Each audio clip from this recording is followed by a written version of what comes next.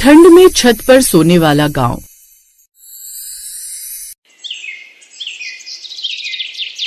दिल्ली की बड़ी बड़ी कोठियों में पली बढ़ी रिद्धिमा ने दिल्ली की एसी वाली ठंड, कार वाली ठंड और ब्रांडेड स्वेटर वाली ठंड देखी थी, लेकिन शिमला की वादियों की ठंड उसने वहां आकर देखी, जब ब्याह कर वो अपने पति के साथ पहली बार कार में बैठकर अपने ससुराल यानी शिमला पहुंची। उसे क्या पता था कि पहाड़ों की ठंड तो मानो दुश्मनी निकालती है, क्योंकि पहले वो कभी पहाड़ों में गई नहीं और उसे ये सब पता नहीं होता कि वहाँ कितनी ठंड होती है। रिद्धिमा की गाड़ी जब गांव में रुकी तो उस गांव का पूरा टोला जमा हो गया, जिसे देखकर औरतें फुसफुसा रही थीं।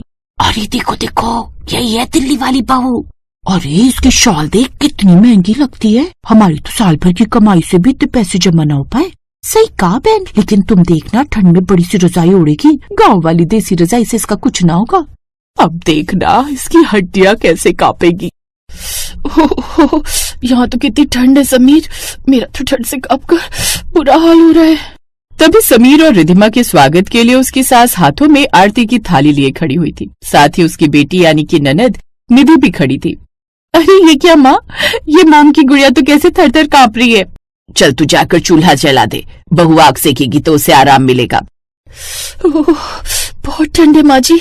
हाँ बहू, यहाँ हर साल का यही हाल है। हम गांव के लोग तो चूल्हे की तपन और दिन की तेज धूप से ही थोड़ी राहत पाते हैं।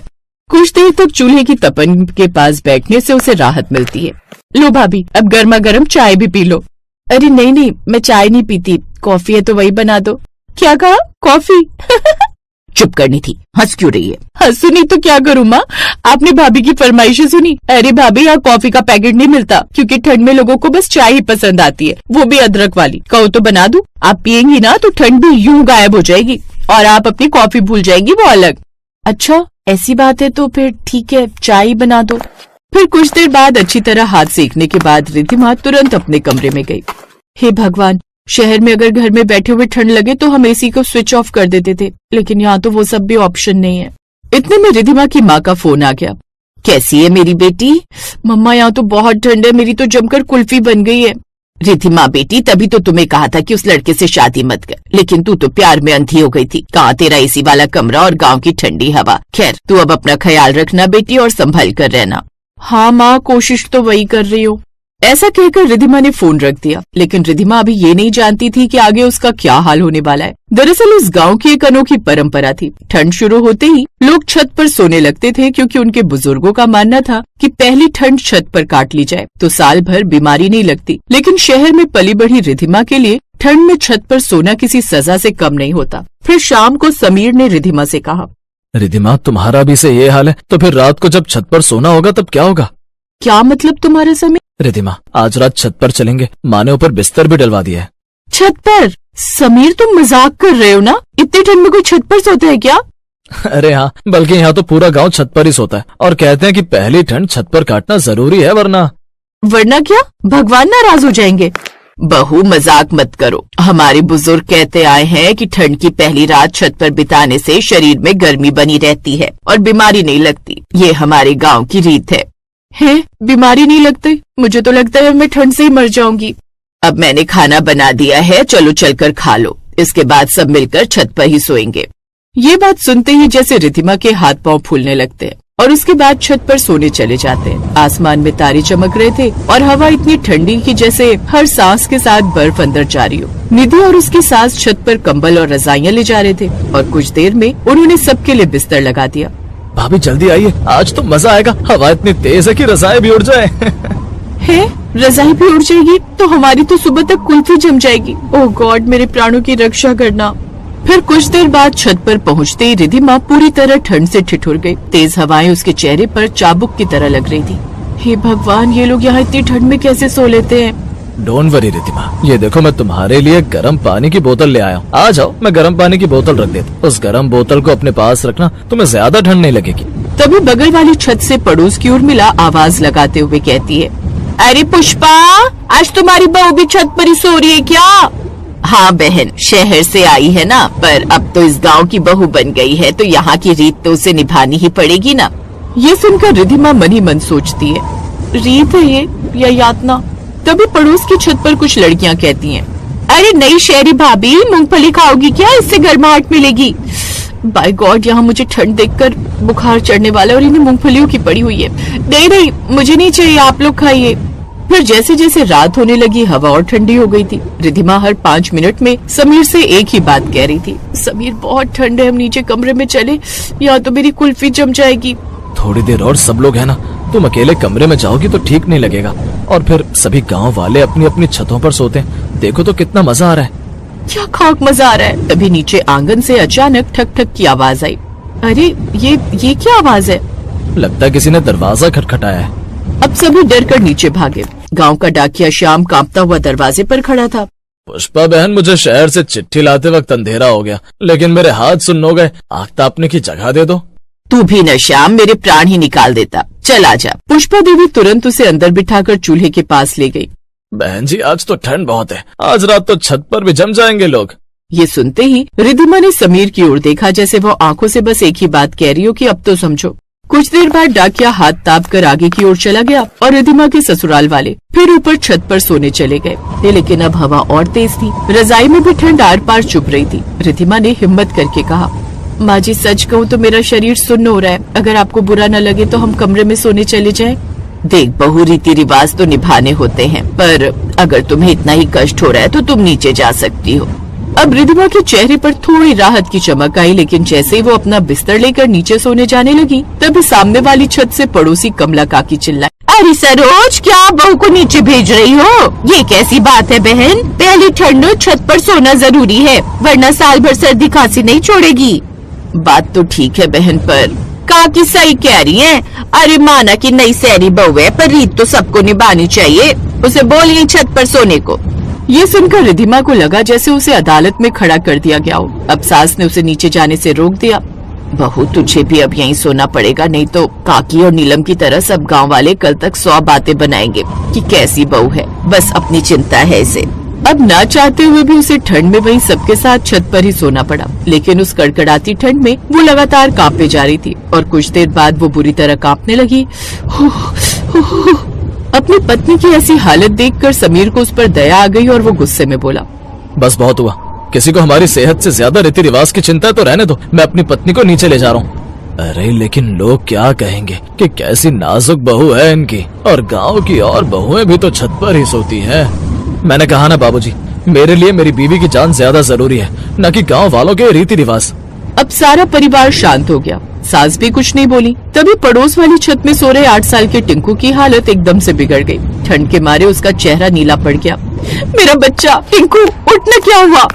हटिए, मुझे देखने दीजिए, मैंने नर्सिंग का कोर्स किया हुआ है। इसके बाद उसने टिंकू को चेक किया। इसको जल्दी से नीचे आग के पास ले चलिए और साथ ही गर्म पानी में विक्स डालकर उसकी भाप इसे देनी होगी। उन्होंने ऐसा ही किया और कुछ देर बाद टिंकू की जान बच गई। ये कैसे रीति रिवाज है जिसमें एक बच्चे की जान तक जा सकती थी? ऐसे रिवाज के चक्कर में ना एक दिन आप लोग अपनों को खो देंगे। अब तो बंद कीजिए यूं इतनी ठंड में छत पर सोना। ये बात सुनकर अब सभी गांव वालों को अपनी गलती का एहसास हुआ और उस दिन के बाद उन सभी गांव वालों ने ठंड में छत पर सोना छोड़ दिया। साथ ही रिधिमा भी छत पर सोने से बच गई।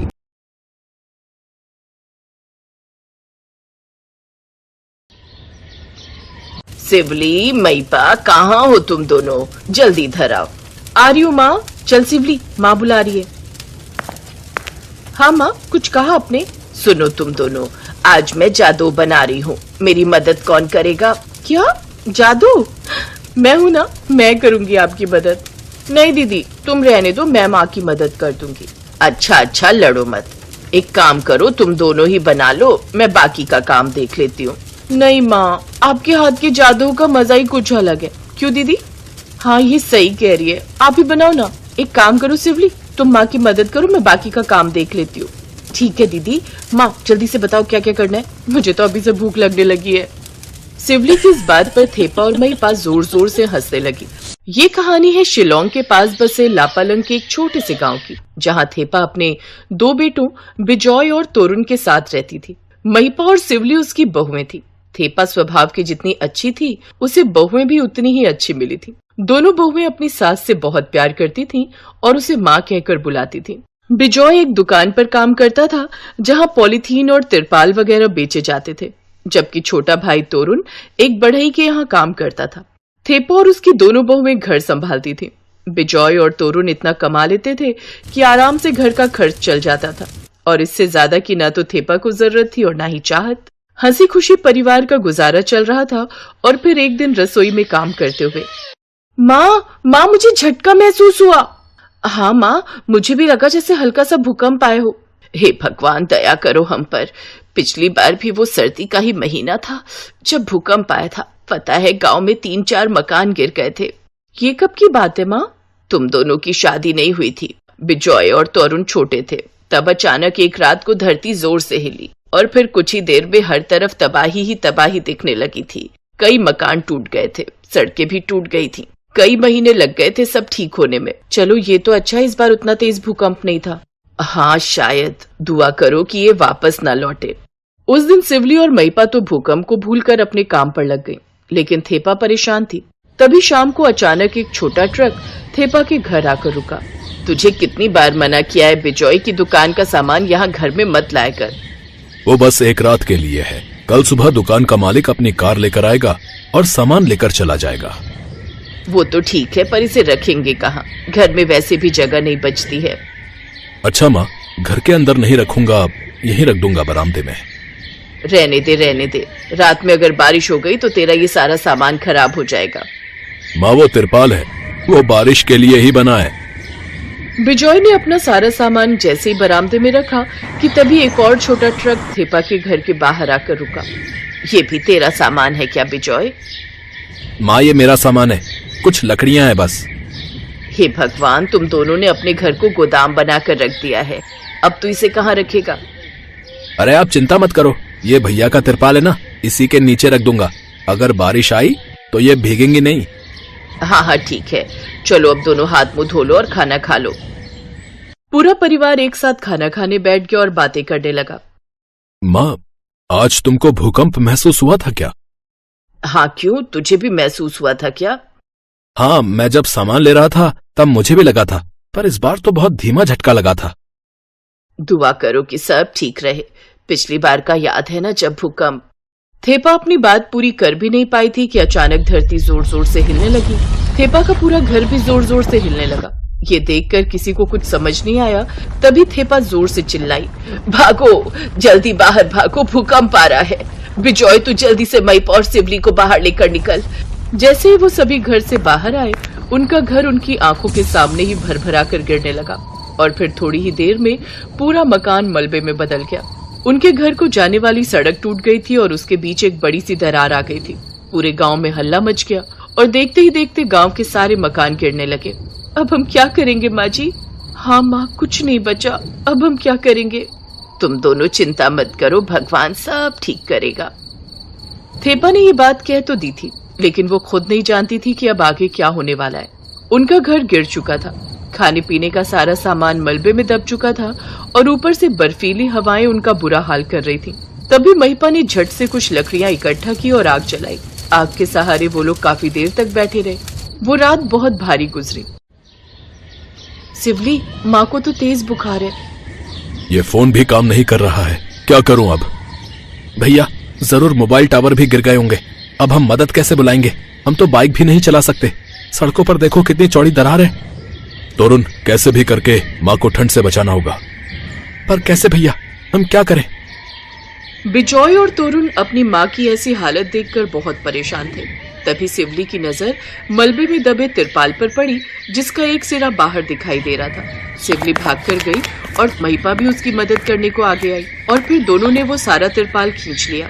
सुनिए, आप और भैया दोनों वो लकड़ियां बाहर निकालने की कोशिश करो।